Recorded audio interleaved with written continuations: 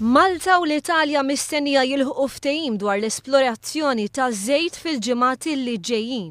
Dan tħabbar waqt konferenza tal-aħbarijiet indirizzata mill-Prim Ministru Malti Joseph Muscat u dak Taljan Enrico Letta f'Kastilja, hekk kif il-Prim Ministru Taljan kien Malta l-żjara uffiċjali.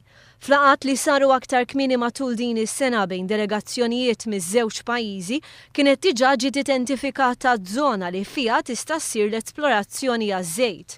Il-Prim Ministru Joseph Muscat ħabbar li fil-jiem li ġejjin se sseħħ it-tielet laqgħa f'Ruma li matula se jsiru taħdidiet tekniċi bit-tama li jintlaħaq qbil dwar l-esplorazzjoni għaż-żejt.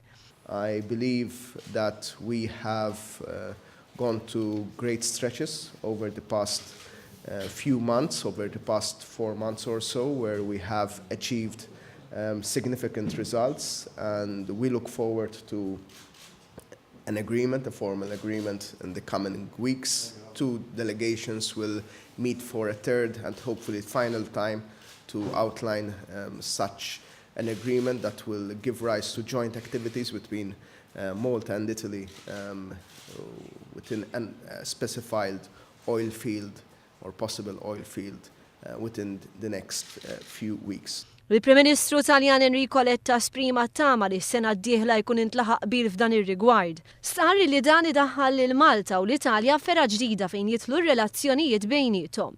Irringrazzja lill Prim Ministru Malti tal-passi kbar li ġab fir-relazzjonijiet mal-Italja dawn l-aħħar xhur. The process is in a very positive path, in a very positive mood. And I think 6 months for this process, it's I think acceptable, yes. From the 15th of July, it could be